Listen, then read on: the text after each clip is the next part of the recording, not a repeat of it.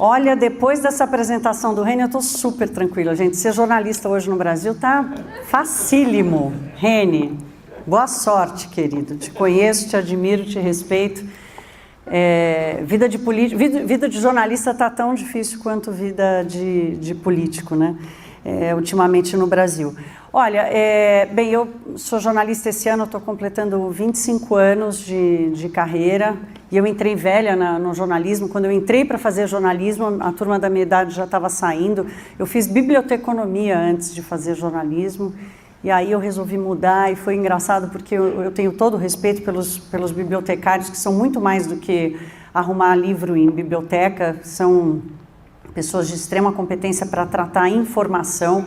A biblioteconomia hoje tem sido procurada, é uma profissão que está sendo muito procurada, especialmente para pós-graduação, porque hoje o grande desafio é como tratar a quantidade de informação que a gente tem disponível. Mas eu sei que quando eu fui comunicar aos meus amigos que eu tinha trocado a biblioteconomia no último semestre pelo jornalismo, ele falou: ai, nunca imaginei você só falando quando alguém te perguntasse alguma coisa. Eu falei: por quê? Você acha que eu falo muito? Enfim, mas é isso. Então estou completando esses anos todos. A minha carreira fez uma guinada gigantesca há quase 20 anos, quando eu era repórter da Bandeirantes, e o meu chefe, o João Borges, que hoje vocês veem na Globo News, ele era meu chefe na Band, e ele foi convidado pelo Armínio Fraga para ser o assessor de imprensa do Banco Central, e me levou com ele. Eu falei: João, eu não sei a diferença entre ativo e passivo. Ele falou: não tem problema, vamos aprender juntos. Fomos para ficar 1 ano, ficamos 3. Então, fiquei 3 anos dentro do Banco Central, num período muito rico, muito difícil para o Brasil, entre janeiro de 2000 e janeiro de 2003. Aquilo mudou completamente a minha carreira, porque aí entrei para a cobertura econômica, voltei para o mundo jornalístico, fui para a Globo, Jornal da Globo, Bom Dia Brasil, saí, depois voltei de novo e fiquei 7 anos agora como colunista do G1 e Globo News, comentarista da Globo News. Saí há 1 ano e meio, entrei para o projeto do My News, que é um projeto super bacana, é o futuro, né, da tecnologia, TV digital, um projeto super ousado. E agora, há 3 meses, a Band me chamou para voltar para lá, e eu estou na rádio, todo dia de manhã, na Rádio Bandeirantes, com o Zé Paulo de Andrade, que está há 50 anos fazendo esse jornal, então um super desafio. Estou bem feliz, e eu gostei muito de quando o Reni e o Matias me chamaram para vir, porque eu geralmente falo de juros e inflação. Eu sou esquisita, eu adoro falar disso, de juros e inflação, converso muito com o empresário, mas esse contexto dessa discussão, essa iniciativa, e estar aqui falar um pouquinho do trabalho da imprensa, foi um desafio muito bacana para mim, e eu estou super aberta a interagir com vocês e trazer um pouquinho aqui da minha visão sobre o que está acontecendo na relação da imprensa com a classe política e com os governos em geral. Então, eu queria começar falando um pouco sobre as verdades sobre a vida, né? Todo mundo sabe aquela velha piada, que são 2 ou eram 2 as grandes verdades sobre a vida. Primeiro, a gente vai pagar imposto, né? Isso não tem como escapar. A segunda verdade da vida é a morte, todo mundo sabe, né? Então, todo mundo já ouviu esse ditado, né? Só há 2 verdades na vida: tax and death. Impostos e a morte. Mas aí, eis que, ultimamente, surgiu uma terceira verdade sobre a vida, que é essa que eu acho que é incontestável: a culpa é da imprensa. Não tem jeito, né? A gente acabou assumindo essa responsabilidade compulsória, quase que obrigatoriamente, e está aí um dos grandes propagadores dessa nova verdade, o Donald Trump. Falar um pouquinho sobre a confiança na imprensa. Última pesquisa Datafolha de abril desse ano, 24% da população acredita muito, 48% acredita um pouco, que já dá ali mais de 70%. Ah, mas o Datafolha, tá bom. Então eu trouxe o Trust Barometer da Edelman, que é a maior agência de relações públicas do mundo. Eles fazem uma pesquisa sobre confiança das instituições no mundo inteiro, o Brasil está incluído nisso. Falam dos governos, das empresas, da mídia, das instituições em geral, e pela última, que saiu esse ano, em janeiro, pesquisa, 41% da população brasileira acredita na imprensa. Aqui está o Datafolha, a evolução da confiança na imprensa: confia muito, confia um pouco e não confia de jeito nenhum. Então diminuiu um pouquinho a não confiança de jeito nenhum, melhorou confia um pouco, né? Então a gente está melhorando, nós estamos melhorando um bocadinho. E aqui está uma coisa muito bacana que o Reni tratou, que é a coisa do engajamento, de como é que as pessoas estão se informando, né? Que isso é super relevante, ele dizendo aqui, pô, mas não postei, será que eu explico no Instagram? A imprensa hoje também está buscando esse espaço, né? Os jornais estão no Instagram, estão no Twitter, estão em todas as redes sociais. Por onde que a gente mais alcança o leitor, o espectador, aquele que está em busca de informações? Então, você tem os desengajados, que é aqueles que consomem notícia uma vez por semana, eles são em número muito menor, né, comparando 2018 para 2019, ou seja, as pessoas estão realmente buscando se informar mais. Aqueles que consomem cerca de uma vez por semana ou mais diminuíram muito, e olha o tanto que aumentou os chamados amplificadores. Isso é da Edelman, tá? É esse Trust Barometer da Edelman, que consomem notícias cerca de uma vez por semana e compartilham ou postam conteúdos várias vezes por mês. 22 pontos a mais de engajados. Então, as pessoas realmente estão buscando mais informação. Olhando para o que está acontecendo no mundo, eu trago esse dado aqui para a gente se encaixar nesse planeta, ver como é que a gente anda. A gente está no rol dos desconfiados, né? Está lá o Brasil no rol dos desconfiados com relação à mídia. E veja que é um fenômeno mundial, né? São poucos os países que estão mais para cima um bocadinho, mas o Brasil está lá com uma turma de desconfiados, né? Entre os 16 países. E aqui outra coisa interessante também, que é por onde que as pessoas estão se informando, não só a quantidade de informação que elas têm, mas é por onde também que elas estão se informando. Lá em 2017, as ferramentas de busca tiveram um auge, foi o que aconteceu, um período também em que a mídia tradicional caiu bastante, então as pessoas deixaram de confiar na mídia tradicional e passaram a usar um Google da vida para tentar buscar informação, não necessariamente por uma mídia tradicional, e agora a mídia tradicional cresce um bocadinho, o online tá perto ali, as mídias sociais caíram um pouco, então há um reequilíbrio dessa fonte de informações voltando para a mídia tradicional, que é basicamente os grandes jornais, né? Essa turma que faz jornalismo há muito mais tempo, já está mais consolidada. E quando a gente olha para o governo, a comparação entre o governo e a mídia, governo do lado esquerdo e a mídia do lado direito, a gente vê que a gente ainda está um pouquinho melhor, né? De 2018 para 2019 subiu bastante, isso tem a ver com a eleição do Jair Bolsonaro, e aconteceu o contrário, caiu de 43 para 41, também fenômeno da eleição do ano passado.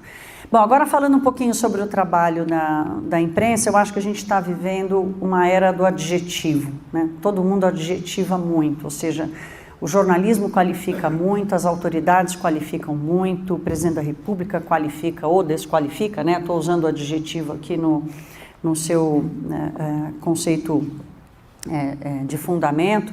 Então, acho que a gente está vivendo a era do adjetivo. Aqui eu faço também uma autocrítica, que eu acho que esse é um exercício diário meu e de muitos jornalistas que eu conheço, porque mesmo quando a gente dá opinião sobre alguma coisa,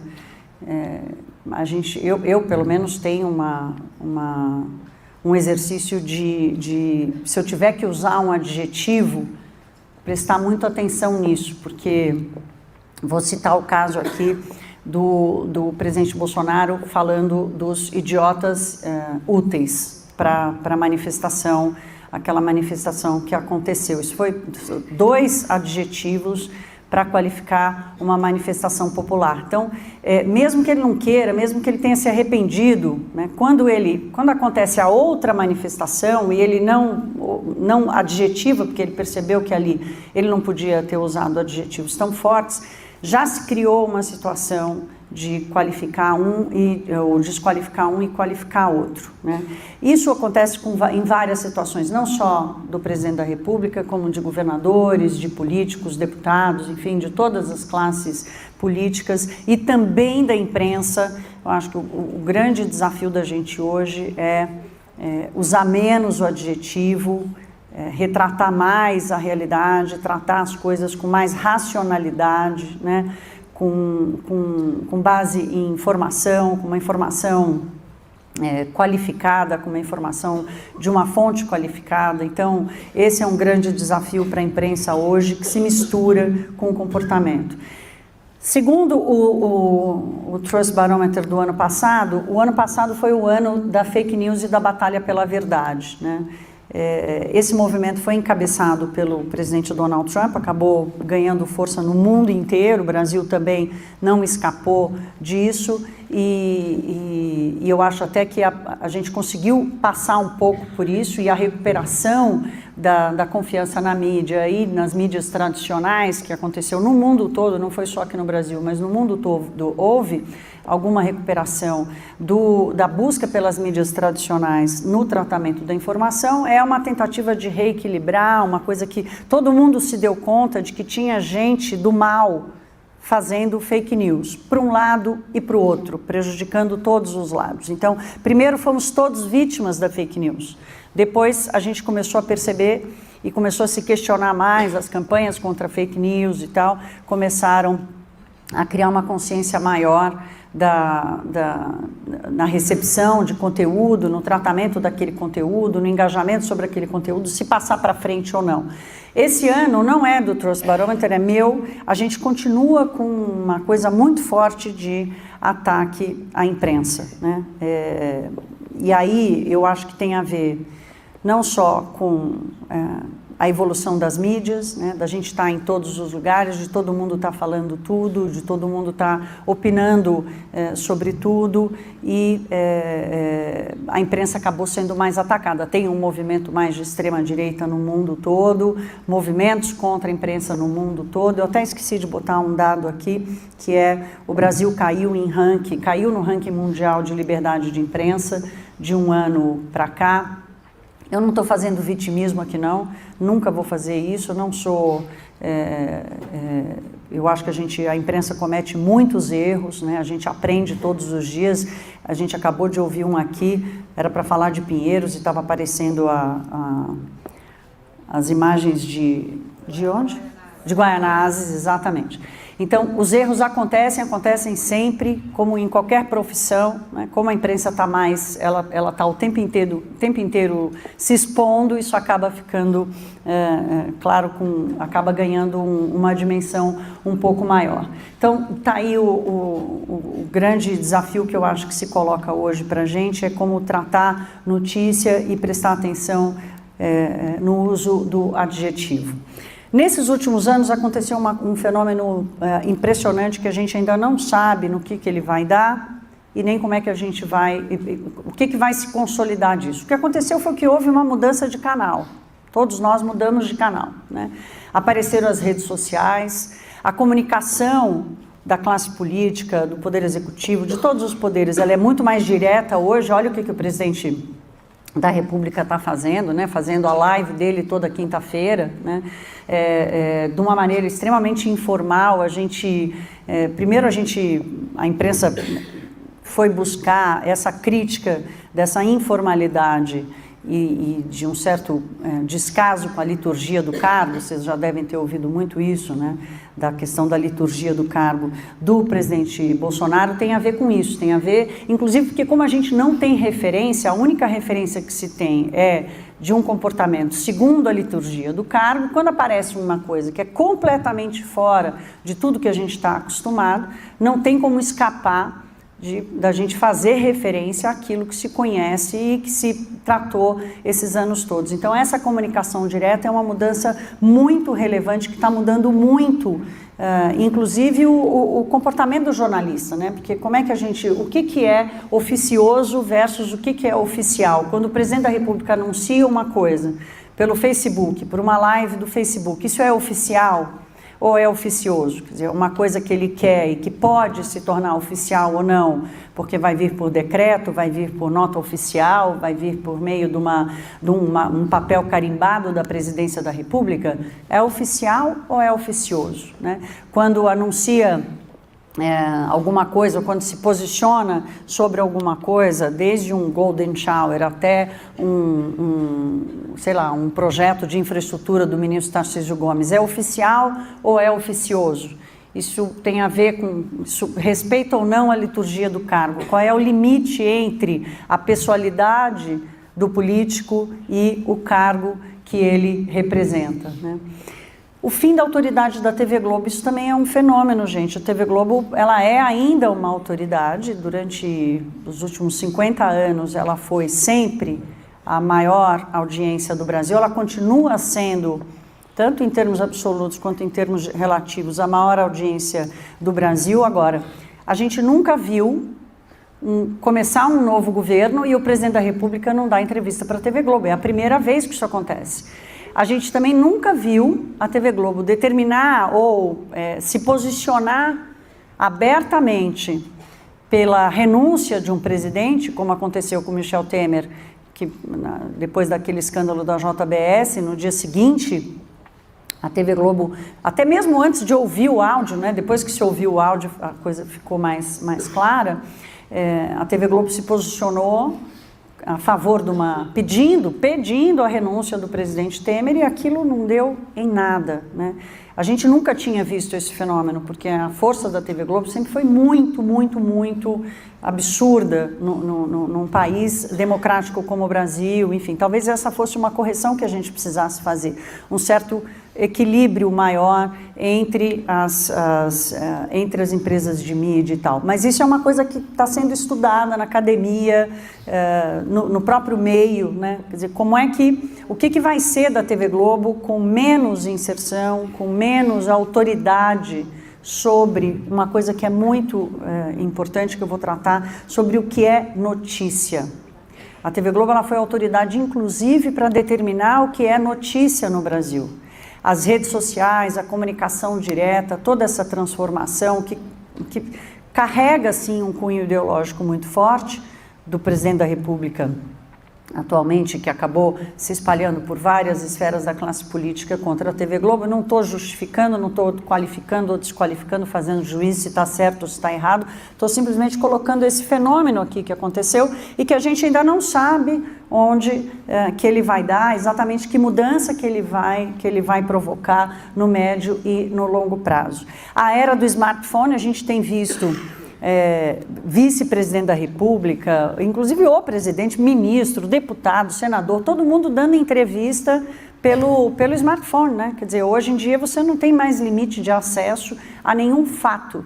Onde o fato está, se tiver lá um smartphone, aquilo vai estar sendo noticiado, aquilo ganha já um corpo de conteúdo e pode ser noticiado, pode virar uma notícia em qualquer lugar do Brasil ou do mundo, né? Isso, inclusive, para o padrão de televisão, ou mesmo de jornalismo que a TV Globo criou nesses últimos anos, e ela também foi autoridade nisso, né? No padrão do jornalismo da TV Globo também já começou. A gente brincava lá na TV Globo o dia que começaram a permitir que o jornalista entrasse por smartphone em qualquer jornal ou por Skype e tal. Tudo isso é uma mudança em prol do quê? Em prol do fato. A autoridade é o fato, né? O que precisa aparecer é o fato. Se vai ser com um padrão estético absolutamente controlado ou se a prioridade vai ser o que está acontecendo naquele momento, mesmo que seja por uma imagem mais distorcida de telefone, por um Skype, a prioridade tem sido pelo fato em si, né? Pelo conteúdo em si. Então, de novo, isso é um movimento recente. E o fenômeno da opinião. Todo jornalista agora tem opinião, em todos os lugares, né? Em todas as mídias e especialmente nas redes sociais. Os jornalistas começaram a se expor mais. Todos nós viramos um pouco Paulo Francis, né? Quem é muito jovem aqui não conviveu com ele, não viu, mas o Paulo Francis certamente foi o primeiro e durante décadas foi o único jornalista brasileiro que realmente dava opinião. Ele era ácido até demais, né? Mas o Ricardo Boechat, por exemplo, também quebrou várias barreiras da opinião de jornalista abertamente, né? E hoje a gente vive isso como um fenômeno, né? Quais são os programas hoje que fazem sucesso na rádio, na TV, no YouTube, em todas as redes? Aquele que tem um monte de jornalista falando ao mesmo tempo, todo mundo dando opinião sobre os fatos que aconteceram. É nesse formato que muitas empresas estão apostando. Eu participei um pouco, bastante, do início desse processo no Globo News em Pauta, que foi um programa bem diferente que a gente conseguiu fazer na Globo News, e que foi crescendo do nada, 9 jornalistas que iam se revezando ali, ocupando um espaço que surgiu. Vocês sabem como surgiu o Em Pauta, não? O Em Pauta surgiu para preencher na Globo News um horário que era da campanha da propaganda política obrigatória na rede aberta, né? Então, olha, para não perder audiência dos programas mais importantes, coloca aí um programa legal, um programa assim, bota ali uns jornalistas convidados e tal para dar opinião, enquanto tiver o programa eleitoral. Bom, aquilo foi fazendo tanto sucesso, que há 2, 3 anos o Em Pauta era a maior audiência da casa. Hoje eu acho que já caiu, enfim, pelo que me contam lá, já não é mais a mesma coisa, mas ele alcançou a maior audiência da casa. Por quê? Porque a gente, sem ter uma coisa muito planejada, a gente começou a se misturar com a notícia e a gente introduziu um modelo que a gente passou a chamar, que é a notícia comentada. Não é só a notícia relatada. A gente fazia a notícia comentada, que misturava opinião com informações e dados e tal, que a gente trazia ali, não necessariamente através de uma reportagem, com aquela arte, com aquele formato de reportagem de televisão que a gente estava acostumado, né? Então, o Em Pauta foi um pouco isso, que acabou se espalhando. A gente dava risada e achava graça quando a gente ouvia, faz igual o Em Pauta, né? Em outros jornais, em outras... lá na TV tal, a gente está fazendo igual o Em Pauta, a gente também está fazendo notícia comentada. Então, é um fenômeno que a gente não inventou a roda, era uma coisa que já estava acontecendo, e hoje isso virou quase que geral, e isso também tem provocado... assim, muita crítica, tem gerado muita crítica sobre a imprensa, né? Será que jornalista tem que ter opinião? O que vocês acham? Sim ou não? Sim. Dá mais segurança? Quem vota sim? Quem vota não? Não é menos, hein? Olha...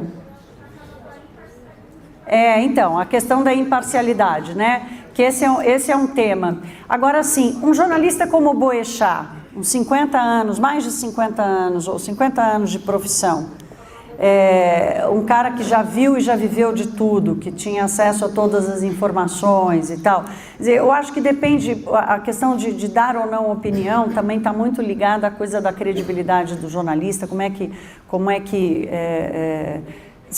aquela opinião afeta ou não a leitura sobre os fatos, né? Porque o fato, ele é soberano, né? Não adianta, contra fatos não há argumentos, né? Não, então, a figura do comentarista, ele acabou se misturando. Eu, por exemplo, sou comentarista de economia. O que é o meu comentário de economia? É explicar fenômenos econômicos, é explicar... conjuntura econômica, não necessariamente dar opinião do que é ou do que não é. Eu me lembro que na época da votação da PEC do teto de gastos, eu falava com todos os economistas que se a PEC do teto fosse aprovada, eu ia sair com uma camisetinha, ai coraçãozinho, PEC do teto, porque eu era totalmente a favor disso. Mas eu nunca falei isso publicamente, porque a minha intenção era dizer, olha, essa é uma mudança X, assim, qual é a principal mudança da PEC de teto do gasto? É colocar no orçamento as decisões sobre subsídio. O que é subsídio? É escolher um grupo de interesse X ou uma parte da sociedade que vai receber um benefício do governo. E, por conseguinte, de todos os contribuintes, porque esse dinheiro vai sair dos cofres públicos, ou seja, dos impostos que a gente paga. Então, a minha defesa sempre foi assim, esse era um pouco o papel do comentarista. Hoje o comentarista se mistura também com opinião, eu sou contra, eu sou a favor, eu não gosto, eu acho que ele fez isso, eu acho que ele não devia ter feito aquilo, né? Então esse movimento começa com a coisa do jornalista comentarista e atravessa para eu concordo, eu não concordo, eu gosto, eu não gosto, que é uma coisa que está se disseminando muito, e eu sinceramente não sei onde vai dar. De novo, aí eu só posso falar por mim, e não condeno quem faz, acho que todos nós estamos testando os limites também da aceitação, da aproximação, de quanto isso contribui para a leitura dos fatos, que no final é isso que o jornalismo faz. Entre a imprensa e a classe política, né?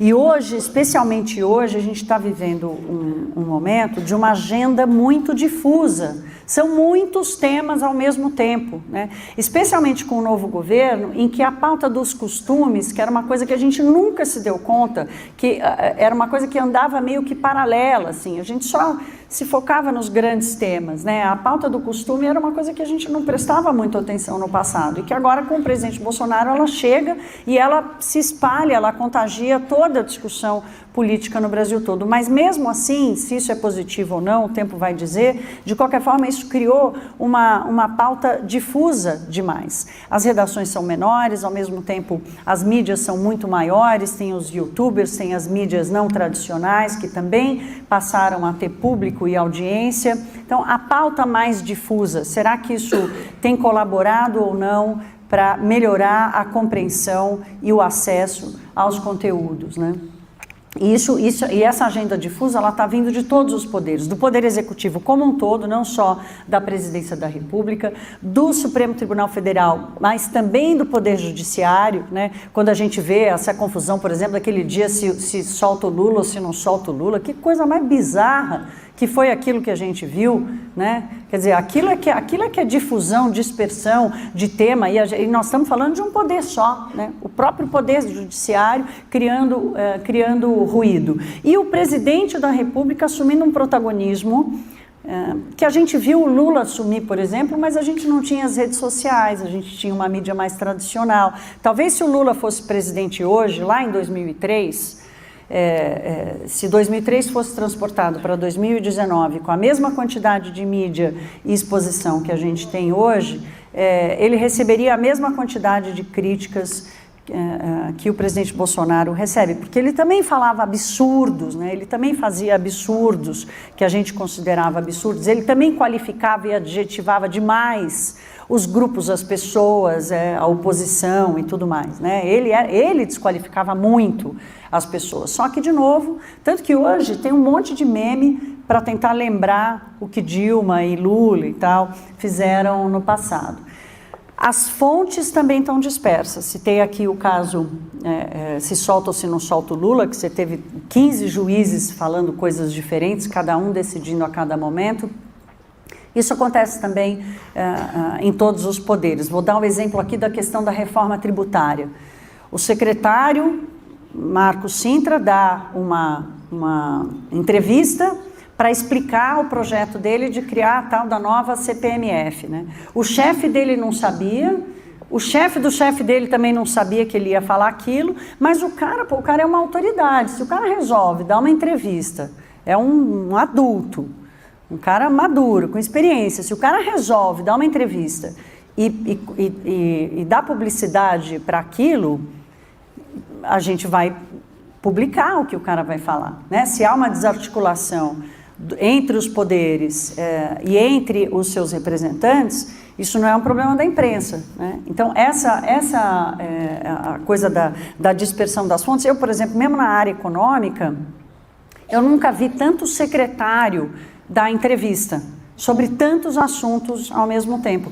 É ótimo, jornalista gosta de fonte. Quanto mais fonte falar, melhor. E quando não há quem fale, alguém vai ocupar esse espaço, né? O vácuo da fala, ele vai ser sempre ocupado por alguém, né? Mas o que está acontecendo hoje é que não tem nem aquele vácuo, talvez um vácuo mais saudável, assim, que é um pouco de respiro entre as notícias. A gente não consegue acompanhar tudo o que está acontecendo, porque todo mundo está falando ao mesmo tempo sobre vários assuntos. O fim da coalizão, e aí eu chamo de coalizão não só da coalizão política entre os poderes e mesmo partidária, mas também da coalizão na convivência com a imprensa, na convivência com a sociedade.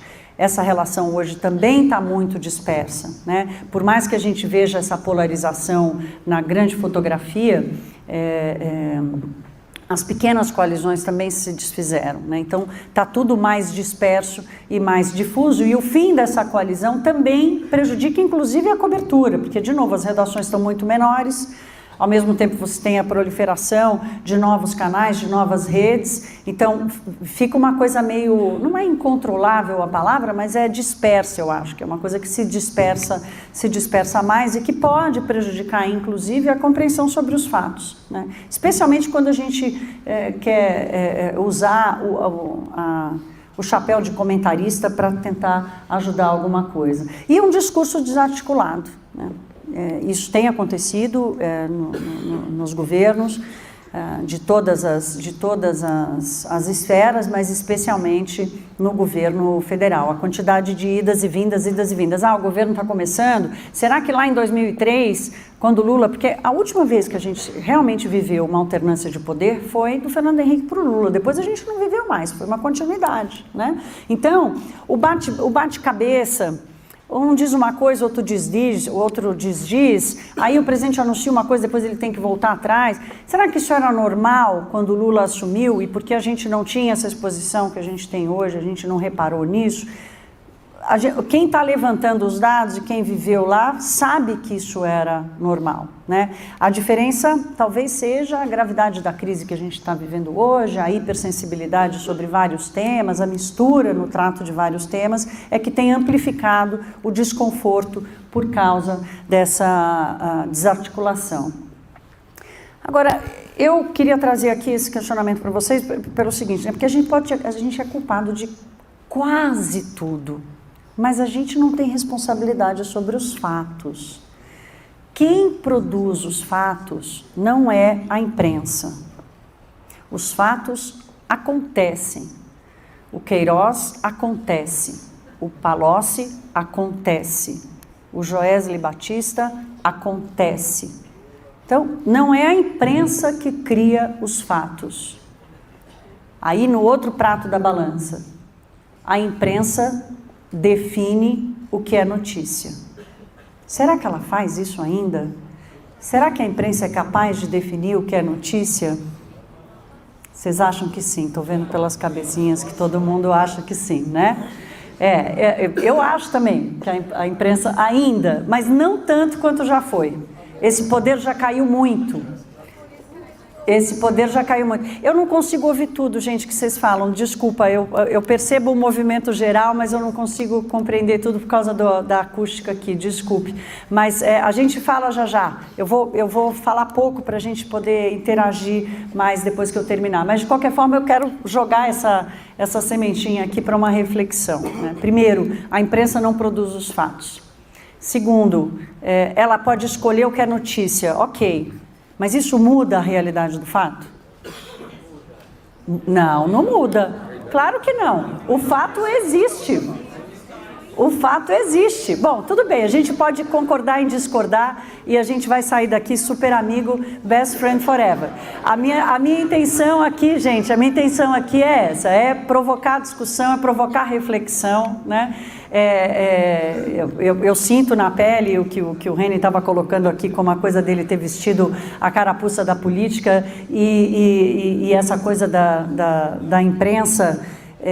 Eu trabalhei na TV Globo muitos anos, eu sei, assim, eu vou contar uma coisa aqui para vocês, os meus sobrinhos, os meus filhos não, mas os meus sobrinhos, por exemplo, eu sou de Brasília, então eu tenho um sobrinho que frequenta a escola em Brasília e tal, eles na época do impeachment, que teve aquela coisa do golpe e tal, não sei o quê, eu tinha familiar que estava sendo ofendido porque tinha o meu sobrenome e tal, porque eu trabalhava na TV Globo, aquela coisa toda. Então, eu sei como é, e eu fui muito crítica, sempre fui muito crítica aos governos do PT, especialmente na política econômica. Com a Dilma, então, o rompimento foi total. Ali eu já nem tinha mais fonte. Porque de tanto que eu falava mal. Mas aí hoje, quando eu critico a coisa do Bolsonaro, eu falo, mas quando o PT estava lá, eu falo, vai lá e lê o que eu escrevi, está tudo público, né?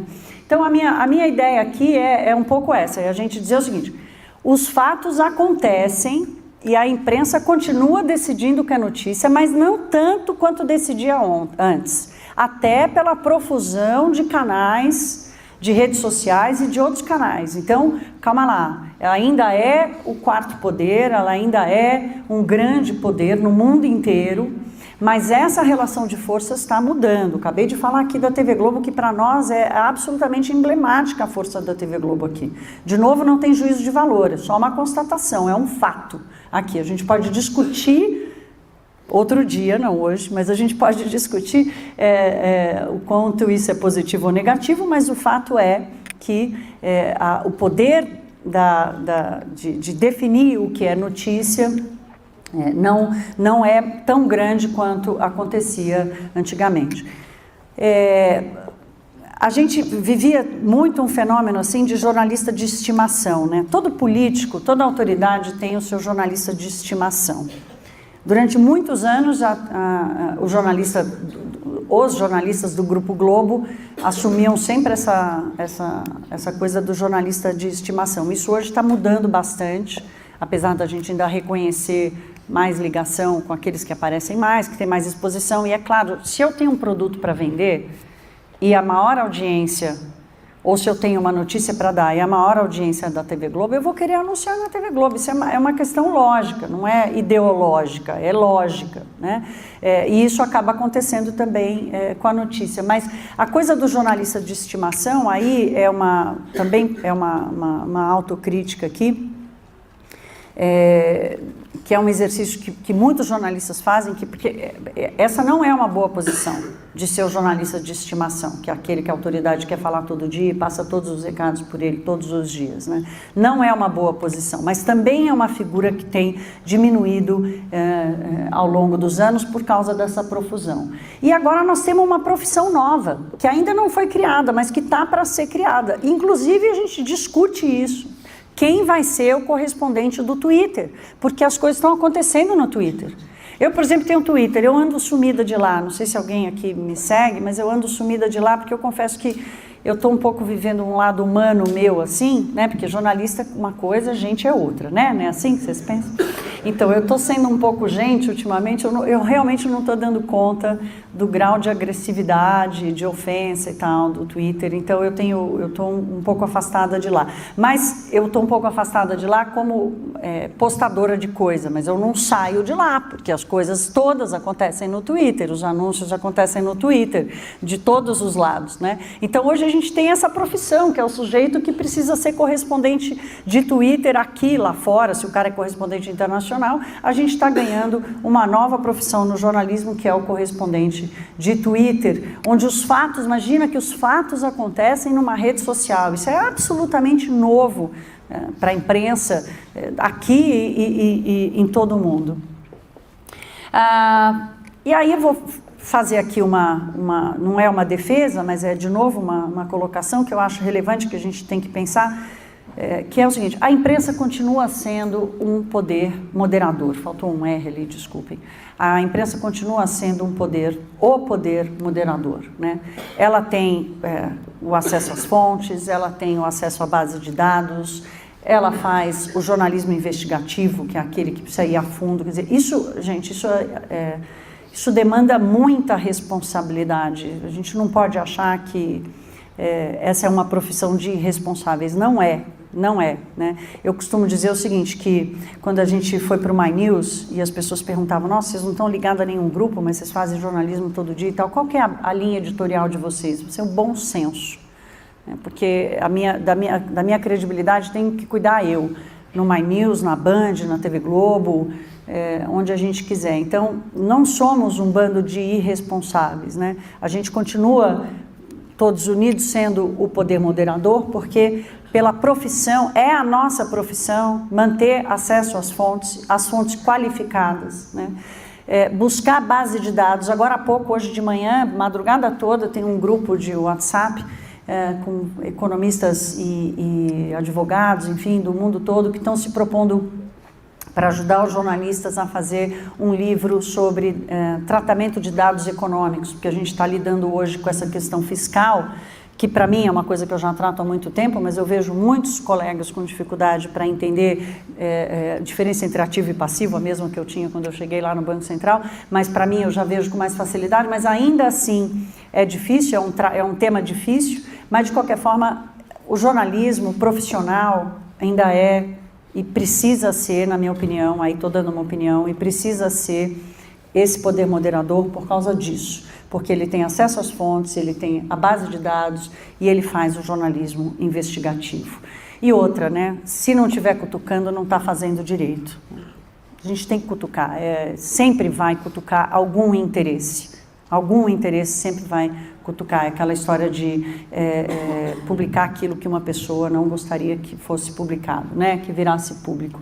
E para terminar, eu tenho essa frase do Paulo Francis que eu citei aqui, eu tenho falado muito dele porque eu estou lendo uma coletânea, me deram uma coletânea dele e ele dizia isso: dizem que eu ofendo as pessoas, é um erro, trato as pessoas como adultas, critico-as. É tão incomum isso na nossa imprensa, olha, 30 anos atrás, ele criticando a própria imprensa, que as pessoas acham que é ofensa. Crítica não é raiva, é crítica. Acho que quem ofende os outros é o jornalismo em cima do muro, que não contesta, que não quer contestar coisa alguma. Então tá aí a lição do Paulo Francis, que serve para quem faz o jornalismo, para quem consome o jornalismo. E aí tem uma coisa dele aqui que eu acho que vale muito, que é ser adulto, maturidade, que o Reni colocou aqui nas relações, esfriar um pouco a temperatura do caldeirão para que a gente possa ter racionalidade e fazer um debate mais direto, como adulto, sem mimimi, né? Sem ofensa. É crítica que se rebate contra crítica, com argumentos, e assim a gente segue a vida. Obrigada, gente.